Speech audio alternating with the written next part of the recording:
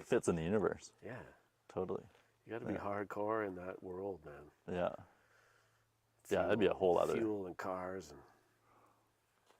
How do they still refine the fuel those days? Yeah. Yeah, there's lots of missing things, but, you know. Right, don't worry about it. Just imagination and doubt. Yeah. And why would they build cars with super turbos and... Yeah. Sucking back more oil. Like more fuel than you can imagine. Yeah. Unless you lived next to Fuel Town or whatever they called it, which that is like a refinery, right? Yeah. And that's where Dementis takes charge. We're happy? We're live. Perfect. Okay. I'm just going to have a sip of my drink here, my goodness. Yeah. The tea. Sip of the tea.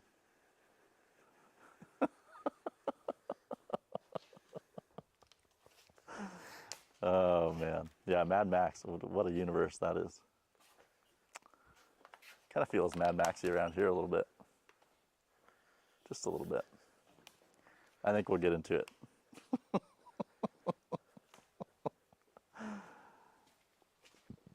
I sent my buddy for some booze, and you've got these are so horrible. Like chemical much? Like, do you have a I'd cup? rather have no taste. Yeah. Do you happen to have a cup? Oh yeah, I'm not going to drink this. Okay, yeah. I'll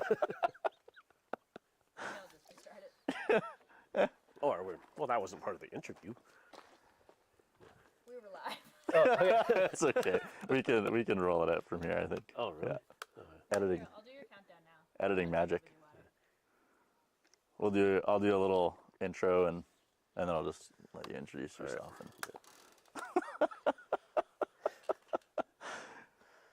Hey, howdy y'all. Welcome back to Dusty Tracks BC. We're hanging out here in Rolla, talking about Mad Max and all sorts of things. But yeah, Karl, thanks for joining us. Oh, nice to meet you guys. We'll have to continue that conversation a little bit during this, but Yeah, for sure. not to get too sidetracked. But how are you doing? Good. Yeah. Yeah. Well, nice to meet you guys and Yeah. hear what you guys are up to. Yeah. It's great. Yeah. Good to hear what you're up to. We one of our local buddies next door there gave us your contact info and Yeah. word of mouth. Yeah. Yeah. Yeah. Yeah. That's kind of the way it works up here a lot. Is people meet people and word of mouth and people doing different things, interesting things. Or yeah, there's a lot of stuff going on up here. Yeah. You definitely have some interesting things going on up here. It might be To a show, an exhibit. It's at the kind of downtown Vancouver at the Medical Alumni Center on Heather Street. I had the show down there, I think probably 5 years ago at the dawn of the pandemic, and had to take it down and bring it back. And anyway, it's happening again, bring it back. And anyway, it's happening again, which is pretty cool, pretty exciting. Yeah. It's organized by CAPE. It's a Canadian Association for Physicians for the Environment, and they deal a lot with environmental issues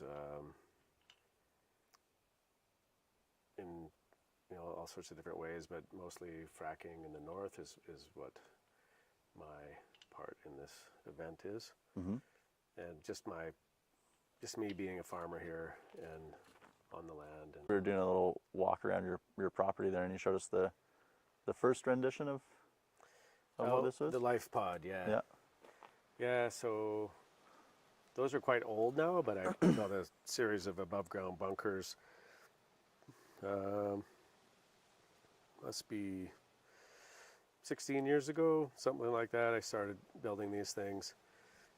There was a lot of in my community. It was, as farmers here, it got really quite busy and active in the oil and gas industry. Kind of came in really fast and heavy, and that came with a lot of questions. And with the research that I could do, it was just it was kind of more the Wild West than it is now. Mm-hmm. It's a lot better now with safety checks and planning and public awareness, which it has like a long way to go still.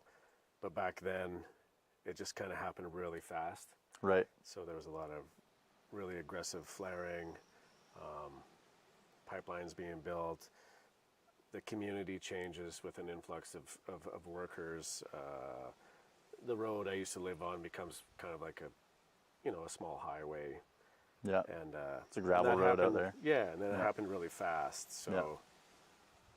for me, it was, because I've always lived here on the same place my whole life, it was kind of shocking. And then I was starting to think about health issues and stuff like that, because there's a lot of fugitive emissions, H2S. There's some heavy duty stuff going through the pipelines around here. So I started building these bunkers in kind of response to the lack of a proper, transparent emergency plan, or maybe not transparent, but I think just proper in general. Lacking information. Lacking information Yeah. and lack of a proper plan that Yeah. is tangible in Yeah. your hand. Like, what do we do Right. with all these volatile chemicals that are being pushed through a labyrinth of pipes underneath my farm at sometimes over 3,000 psi on a constant. So if there was a pinhole, so That's a lot I had of a pressure. tribunal, because my house this is my studio. It's 30 meters from a pipeline. My house Right. is, I can see yeah. yeah, my house is 90 meters. So I went through a tribunal process to say, because they were quadrupling. Just a quick story. Do I have time for this? Yeah. Yeah. A quick story. So they were going to quadruple the what do you say? The volume. or- Not the volume, the amount of H2S, like the concentration Right. from from 0.000 something to 1.5, which is basically, if there was a blowout, it's at 3,500 psi or something like that. It would just, and H2S gas is heavy, and it knocks it, like it's death, right? Yeah. And so I said, hey, that's setback from the house. I went through a tribunal about setback zones, which I learned in this part of BC there really isn't any. So that was interesting compared to Alberta, which we can see Alberta like it's really close. But yeah, so all these things kind of compile, and yeah, so I continued on with my artwork. Is like as part of my voice to say, hey, this is kind of concerning me, and it's a problem in Yeah. my mind. Yeah. And yeah, you get 911 or numbers to call and stuff if you have fugitive emissions and stuff like that. I think it just should be a better system, Yeah. safety system. So that was the point of building the life pods in the first place, was a response to having really no proper feedback, or yeah, I just think their safety program is kind of not set up for realistically saving anybody in the rural environment. So one of your, and taking your voice and you put it into Yeah. art. Yeah, so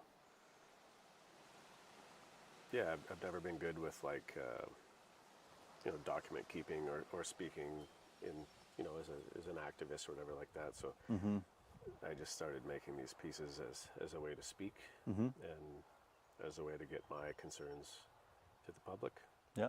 Through art, and that's kind of what I've been doing for quite a while now.